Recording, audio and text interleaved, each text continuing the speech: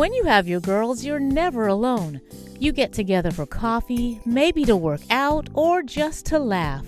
We created Hey Girl, just for you. Can't wait for you to join us. Hey everybody, welcome to Hey Girl. I'm your girl Kim with an E, and this is episode 79. I'm so glad you're joining us, and if you're joining us for the first time, I want to let you know that Hey Girl is a safe space where you can share your experiences and be affirmed. Let's face it, life can be complex and sometimes overwhelming.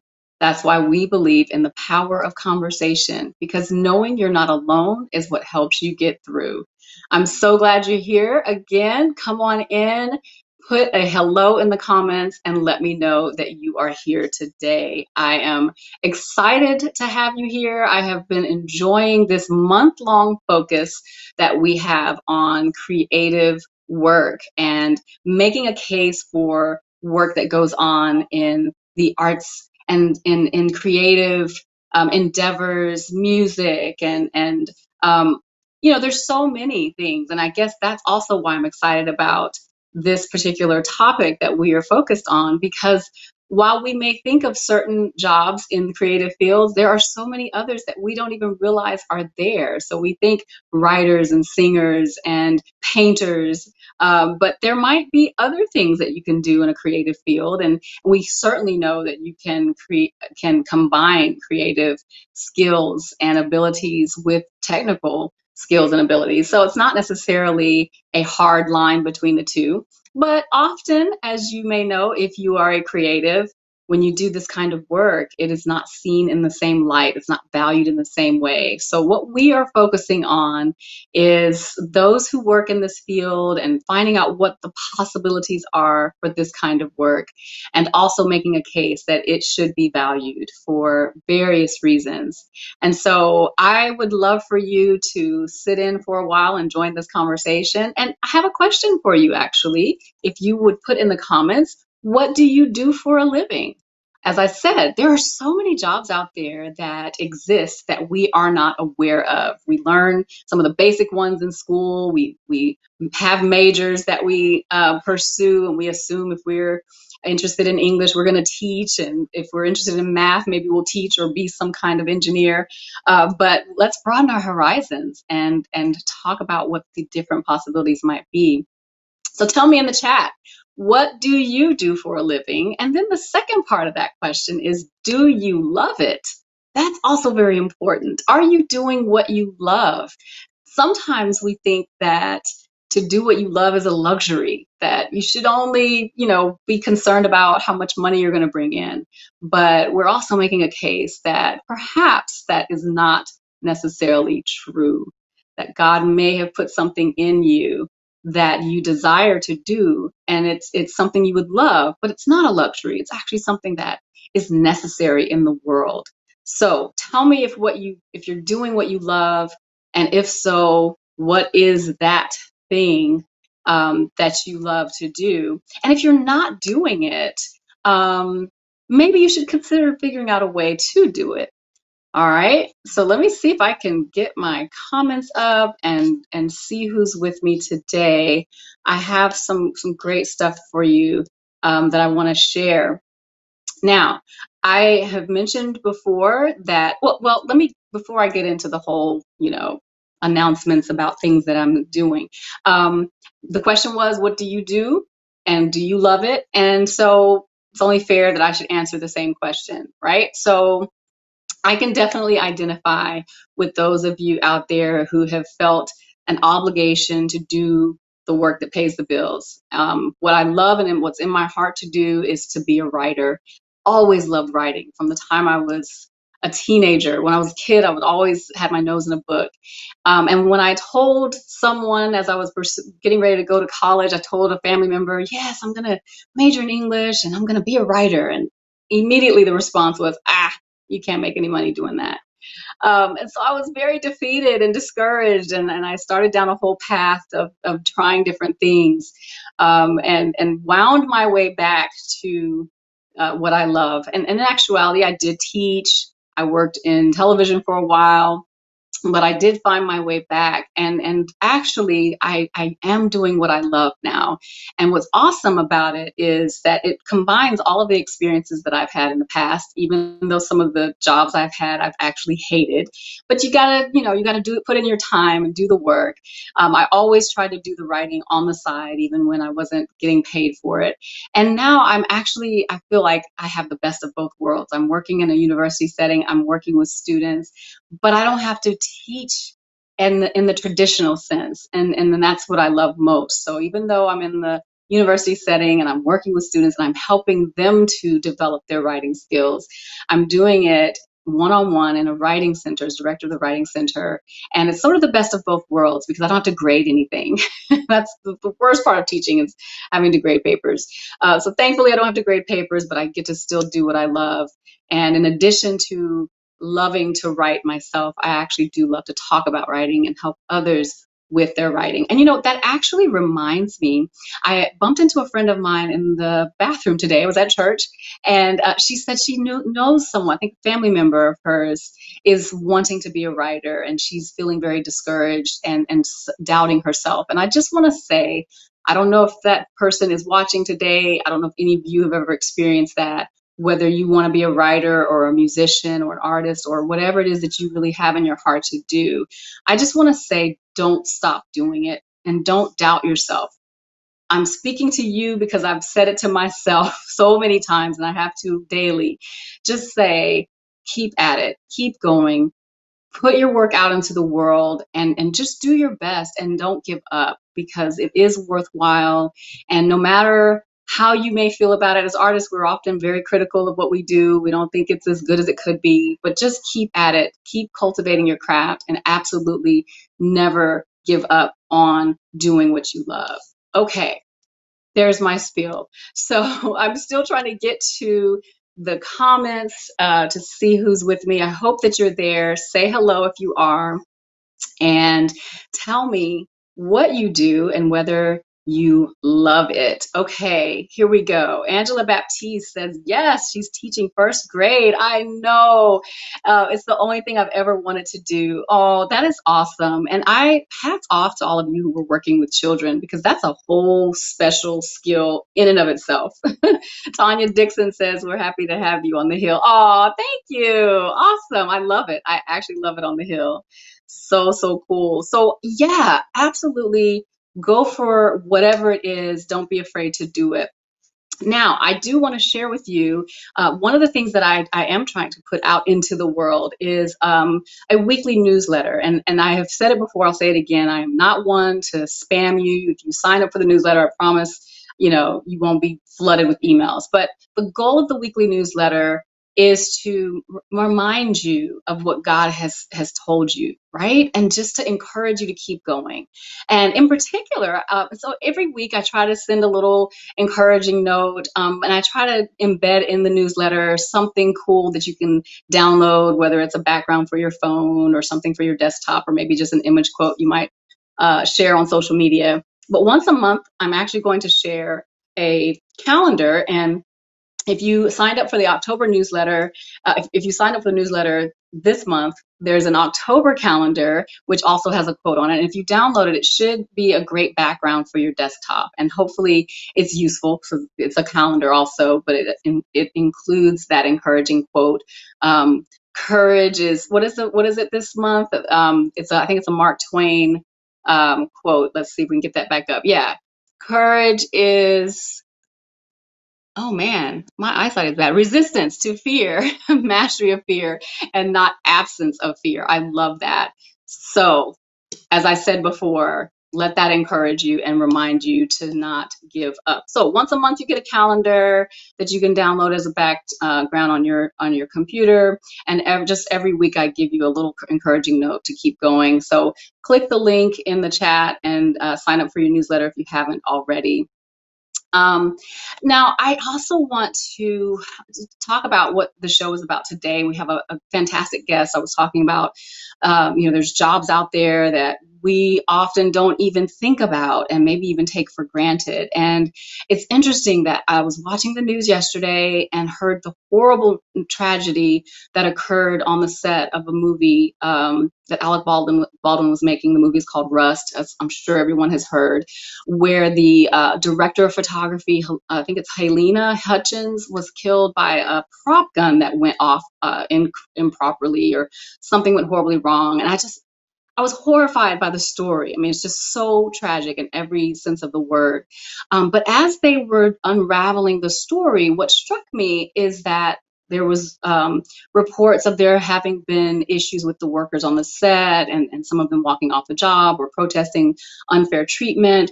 And it just reminded me that, again, here is an artistic field. The movies is something that we sort of take for granted, and it just magically happens, and we go to our favorite movie and enjoy it, but we have no idea all of the people who were behind the scenes making that thing happen, and all of the possible things that could go wrong, which of course this was one of those things that no one would have expected.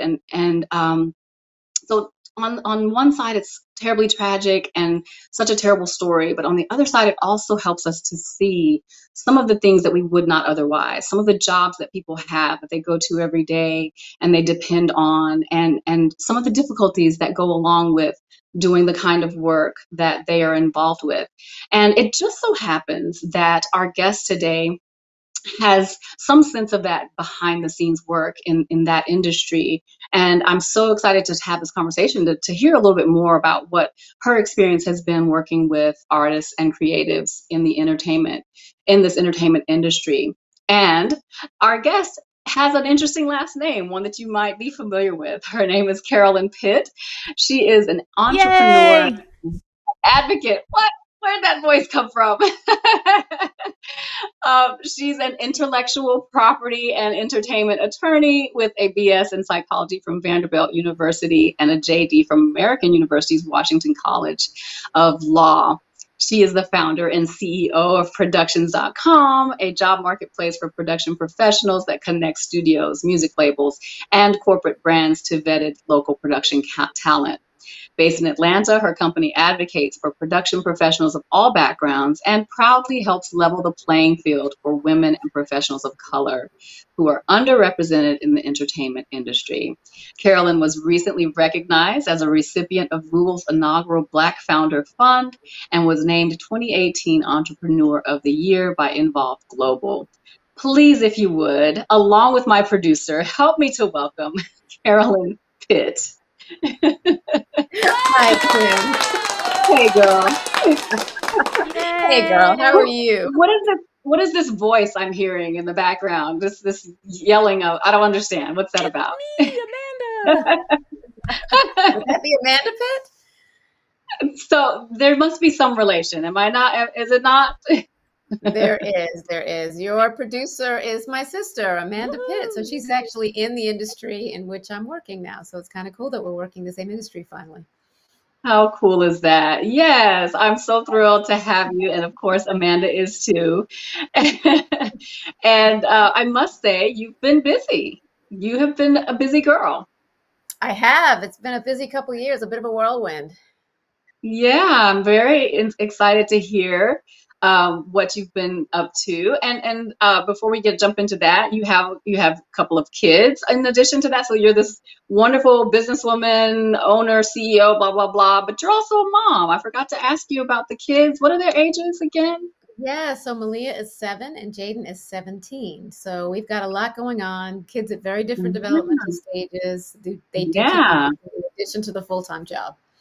Yes, I am so sure that I'm not even sure how you make that work, but I'm not either.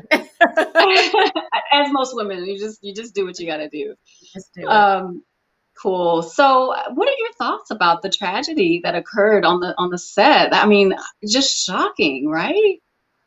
I mean, just absolutely gut-wrenching and shocking. And, it's the first time something that this tragic and this high profile has happened in a while since Jason Lee passed, the son of Bruce Lee. And he unfortunately was also killed inadvertently by a gun that didn't have blanks and had live rounds. And it appears the same thing must have happened here as well. They haven't affirm that, but my guess is that it wasn't a blank. And it brings just to the forefront how important it is that these below the line jobs, folks that are working hard every day to make these productions enjoyable and safe, have such important work they're doing. And, unfortunately, every once in a while, a tragedy occurs. So my heart goes out to everybody involved. Cannot even imagine. The side of me that's an attorney also knows that it could get interesting for the production, even for Alec Baldwin. So we'll just have to wait and see, what exactly comes out about the facts. I understand they might have actually recorded it, unfortunately. So I'm sure it's not the last that we've heard about the incident. Oh no, by no means. And then I think, like I said, it's bringing to the fore a lot of the behind the scenes things that have been maybe a problem, at least for this on the set of this movie anyway, as I was hearing that some of the production crew were disgruntled and all of that. And so, like you said, we think of Hollywood, it's pristine, it's the beautiful actors and actresses. There's a whole world of workers that are behind the scenes that we have no idea about. And I feel like it kind of connects to the work that you do, because you're working with those people. You're helping them to find work in the industry, right? You're right, we are. So Productions.com is a job marketplace, and we literally have been designed and placed out into the world to make it easier for production talent to find work and for production stakeholders to find amazing talent, especially local talent, so that when folks are coming from LA and New York and other production hubs and shooting in places like Huntsville, Atlanta, Albuquerque, that they can hire locally as well as bringing in crew. Because most of the time, up to 70% of crew are being imported, which doesn't make sense. It costs a lot of money. And certainly it takes away work from the people who could be doing it, who are actual locals to the town and have the experience to bring, great work product to bear. So yeah, it's definitely directly in our wheelhouse. It's interesting. Last week on Monday, there was a strike that was averted that really brought to bear and brought to the public eye a lot of the concerns that crew have regarding their working conditions, and the union on the other end, working to try and improve those conditions, working with the studios to make sure that pay and quality of life concerns are heard. And so, what normally stays behind the scenes has been really public over just the last week alone, between the strike that was averted and the unfortunate thing that happened on Rust. Yeah, wow, that is so interesting. I actually had an interview a while back with a camera guy who worked on the set of Hidden Figures, and he really helped me to understand that the layers of workers that are behind the scenes. He's a camera guy, but there's like camera one and camera two, and then there's like the grunt, and he kind of broke it down, like all the people that work on one camera, and he kind of really opened my eyes to a whole new world. But that's exactly what I'm thinking about, is that conversation that I had with him when I hear about these people, because their work is highly technical and highly specific. And yet, I think particularly because they're behind the scenes, they don't get the same kind of treatment that those do who are in front of the camera. So it's definitely a different world. Yeah. One thing I'd add as well is folks don't realize that they're gig workers. And so most of the time crew are working months and weeks at a time rather than full time.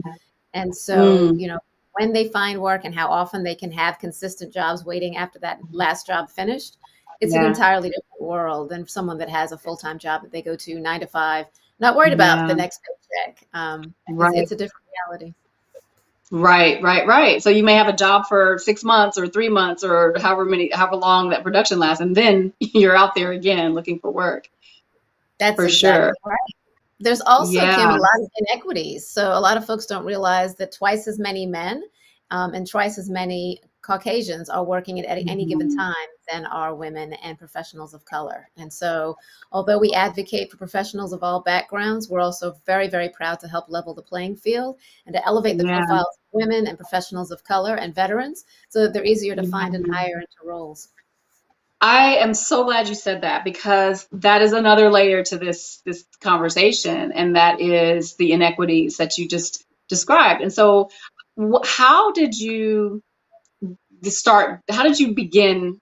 Well, first of all, I'm assuming you became aware of this problem? And then how did you come to develop your company in order to solve it? And then how do you solve? Okay, that's so many questions at once, but let's talk about like, how did you start? Let's start there. And then we'll talk about how you begin to put things in place to rectify the situation. Because you're a lawyer. Let's not forget, you're not an actor or actress or, production person, but, let's talk about how you started seeing this as something that needed to, to be dealt with. Yeah, so I'm an intellectual property and entertainment attorney, as you mentioned. So I was familiar with the issue because I've got friends, I've got clients who have experienced the inability to find work or the struggle to find jobs after the last one ended. I've actually written a little bit of content myself. So I was listening to you talk about creative writing. I've always had a passion for it as well. So I've written some content as well. And I talked to friends and to clients, and they consistently talked about how hard it was to find work, which doesn't make any sense because I'm in Atlanta, which, believe it or not, is the busiest production hub in the world. So we're basically in the epicenter of all production, and people are starving for work. And I thought, this doesn't make sense. So I actually started doing some really unofficial customer discovery, going to meetings where Union and Guild and other production professionals would hang out. And it was always topic number one. How do we find out about these jobs before the productions are crewed up? So I knew it wasn't just happening to friends and clients. Then I started talking to folks in other production hubs, same thing. And even in LA and New York, which have a tremendous amount of production activity as well, there are just a lot of inefficiencies. It's definitely nepotistic. So people are hiring who they've already hired and who they already know. And you've got to know folks in order to get in. And even then, no one has been leveraging technology to figure out who's available and how do I hire somebody with the right skill set at the right time in the right town. And so I thought, well, why don't I do that? And so I did. I'm not a technical founder. I decided to build my own MVP, which stands for minimum viable product. I use WordPress and taught myself how to build the site. And then I just started doing interviews with folks and started figuring out, will people pay for this? Are people interested enough in finding talent? And I found out very quickly, absolutely. And they wondered, how soon can we work with you? And on the other hand, the users who are our job seekers, who we don't currently charge because they have a hard enough time finding work, we didn't have a challenge attracting them to the site at all.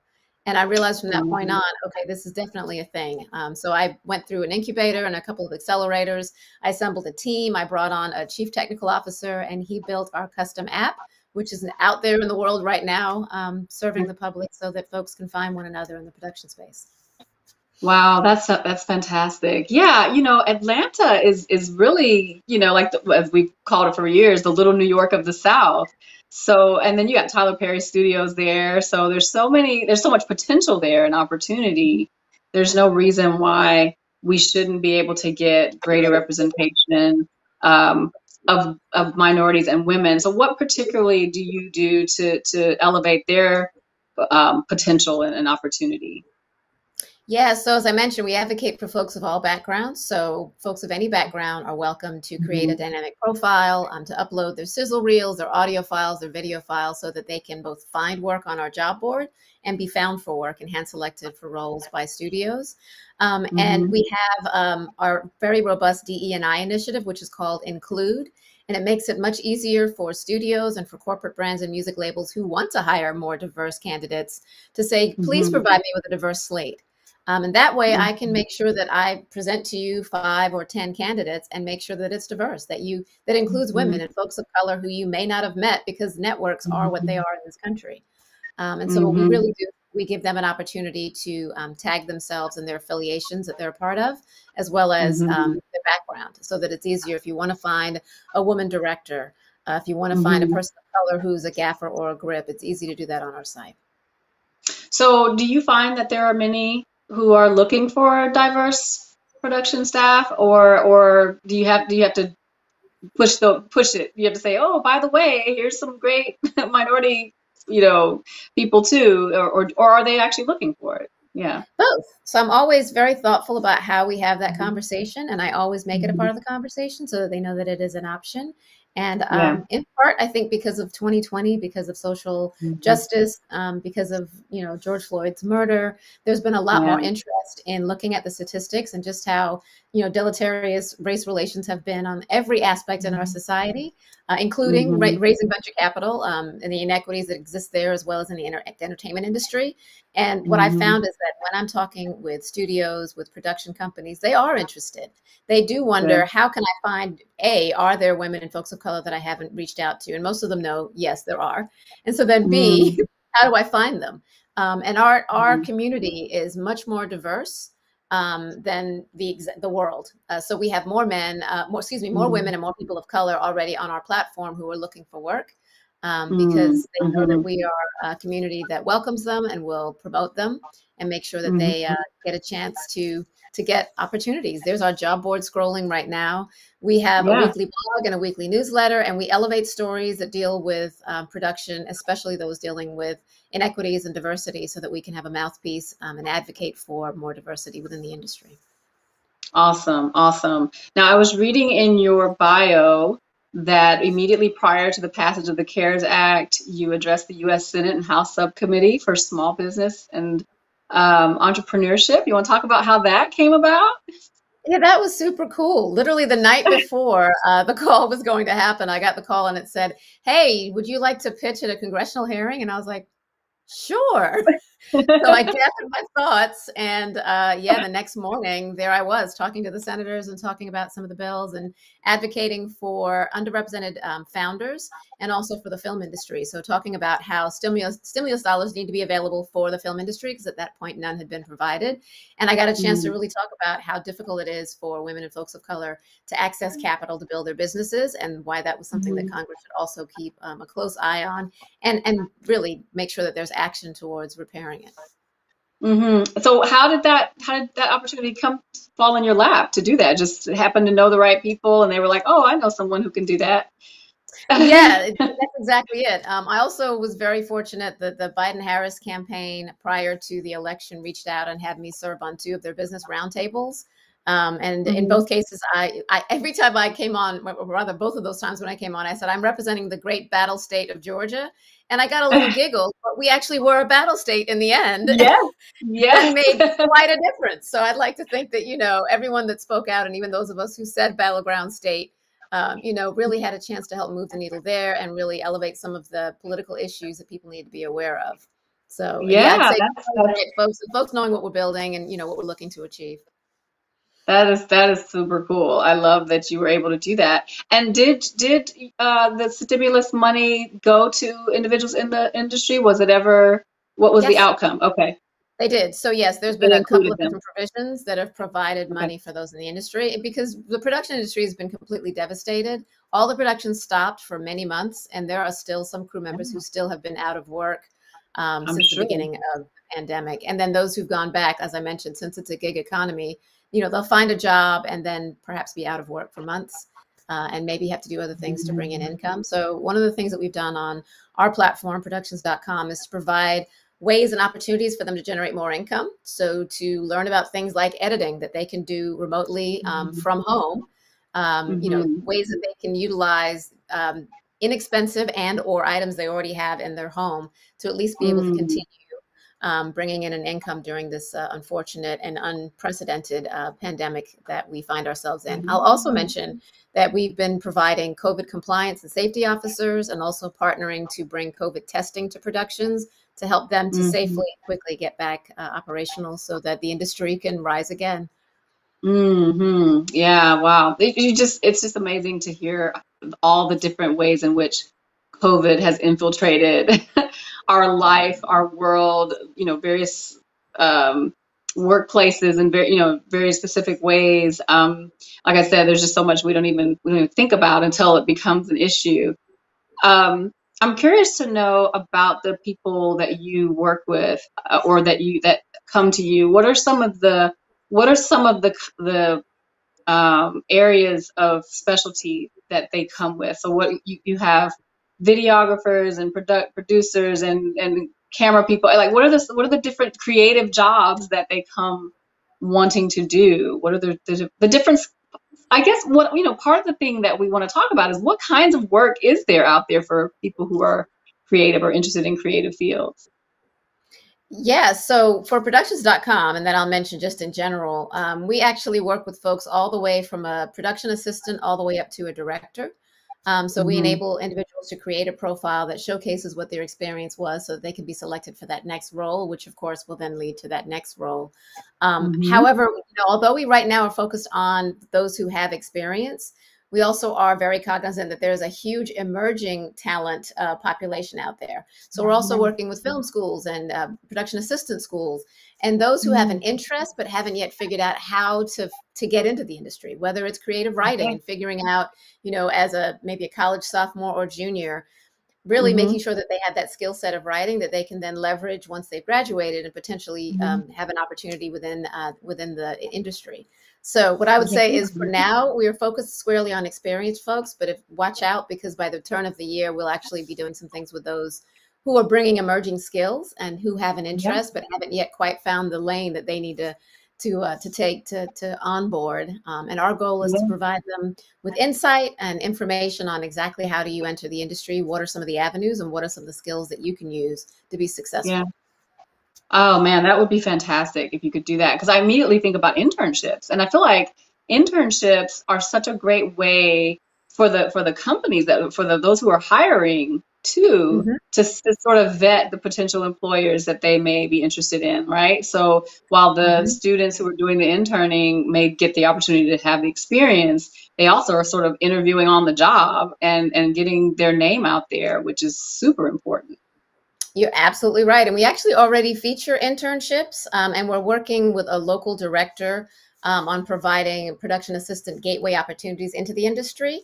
We plan on expanding that with actual content as well. But for now, we're already, as you can see on the screen, thank you, Amanda, we do have intern and entry-level roles for those who don't yet have the opportunity and the experience to be able to create the profile, be selected, and or to apply directly. And at the turn of the year soon, we'll also have some content and some partnerships that will make it even easier for folks to enter the industry as well.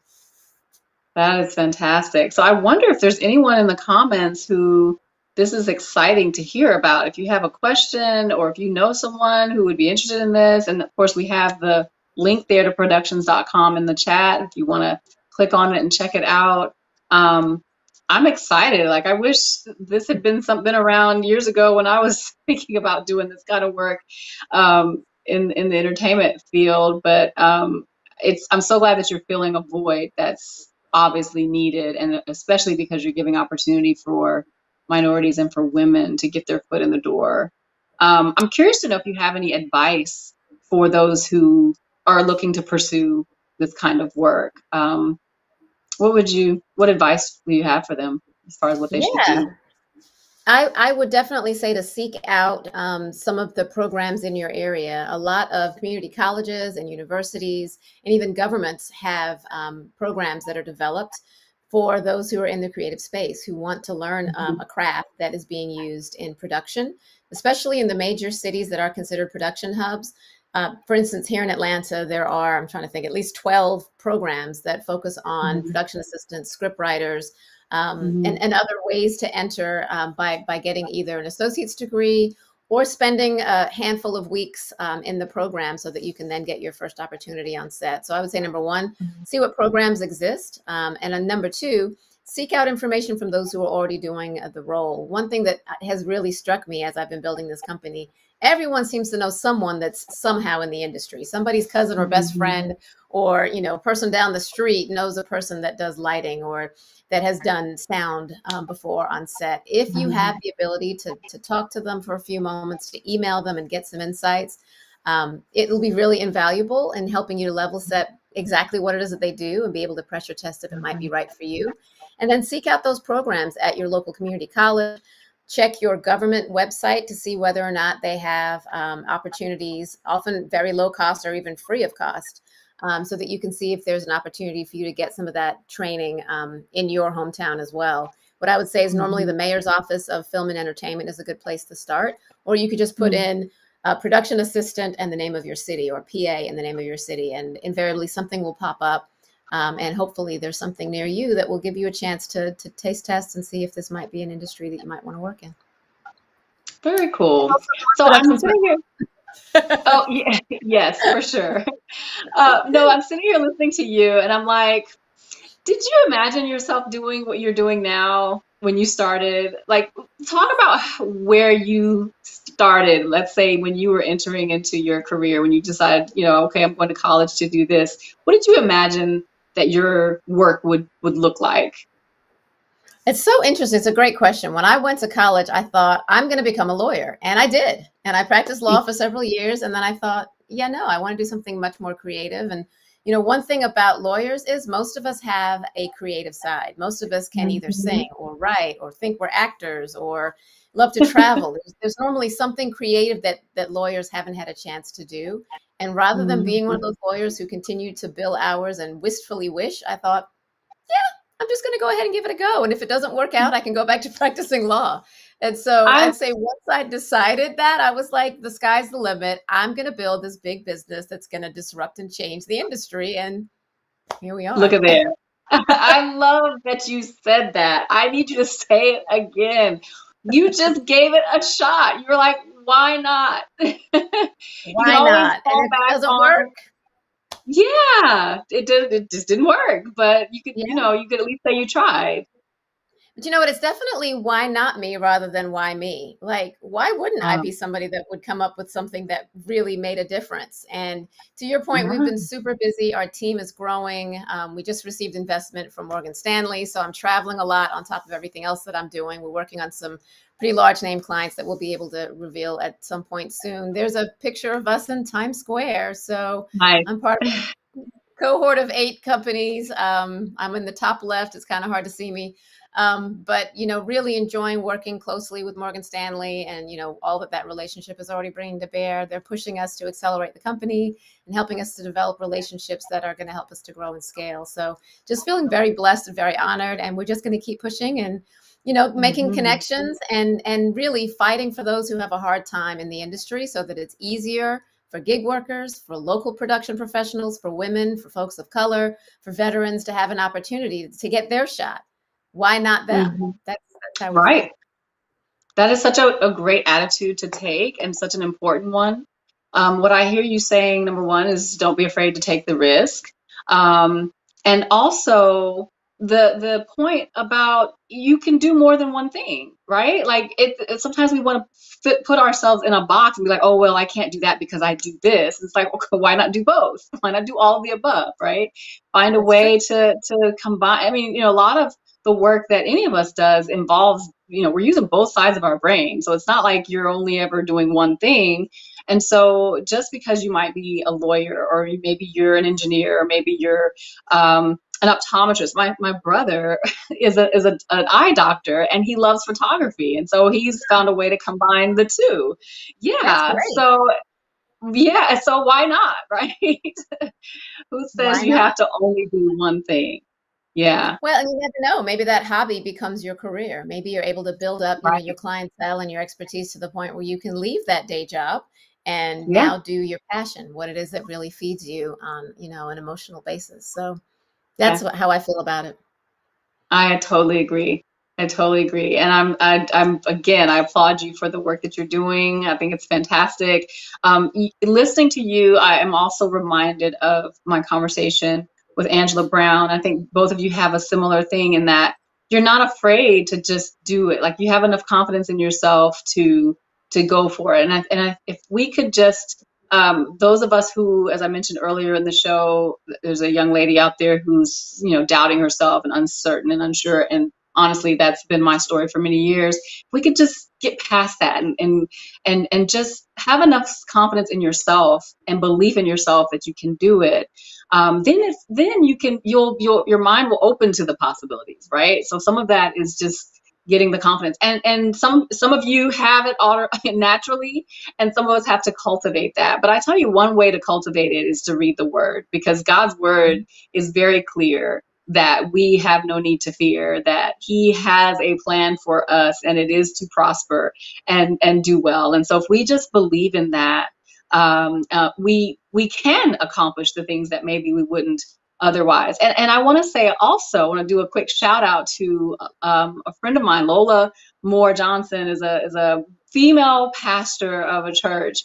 She's one of the first, and she was on the show back in March, and she was preaching today at our church here. And she has just recently become the first female senior pastor in the Potomac Conference. And her sermon today, her sermon today was "My Name is Victory." And I love that. The sermon was fantastic, first of all, but I feel like if we could claim that, right? Like if we can just recognize see ourselves how God sees us, then we can walk in that confidence. My name is Victory, because of what he has planned for me. So I'm so glad that you're doing it, and you're demonstrating how it's done. And of course, as I said before, if those who are watching are interested in doing this kind of work and thinking, oh, I could never, because I don't live in New York, I'll never be able to. There you go. The reality is that you can, wherever you are, potentially do this kind of work. So go for it. Absolutely. And I'll say, Kim, I applaud you for the sense of community that you are providing every time you have a show, that you're highlighting women who are doing things and also inspiring other women and encouraging them to be their highest selves. So I will just applaud you for the important work that you do. And I'm sure that a lot of the folks who view and watch every week, walk away feeling empowered that they can try something different and believe in themselves. Thank you so much. I certainly hope so, because that is my absolute goal, is to empower women. And I think that it's so important. You mentioned it as well. Connections are everything. It's all about who you know. I shouldn't say all about it. A lot of it is who you know. Once you have your skill, then it's, making those important connections. And so we have to stay in community, and we have to continually look for opportunities to connect with like-minded people. So that's what this is all about. And I thank you so much for your affirming words and your advice and motivation.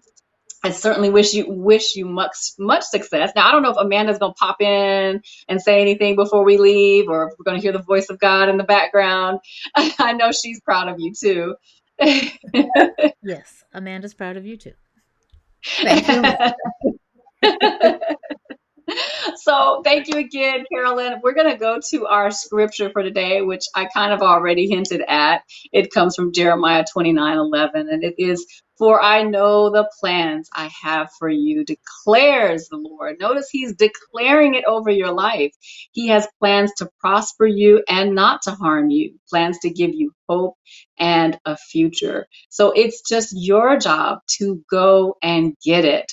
Believe his word and believe what he has put in you, and don't be afraid to do it.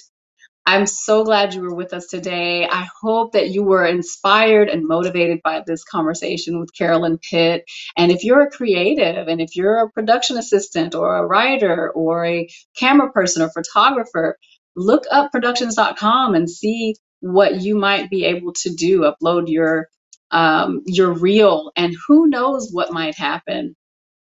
So we are keeping it going, guys. We are done for today, but we have another week of conversations about creative work. And I love the diversity of this month. We've talked with so many different women doing very different things. And next week we have Vanessa Crockett, who will be with us. She's an interior designer, and she's fantastic. I am so excited to meet her and to introduce her to you. And so I hope that you will join us. And in the meantime, have an amazing week. God bless. Hey girl, it's a new month and time for a new theme. STEM is great, but not everybody works math problems for a living. Some of us write, sing, paint, or act, and this month we're making a case for creative work. These are my favorites. Join me Saturdays at 5 on Facebook Live.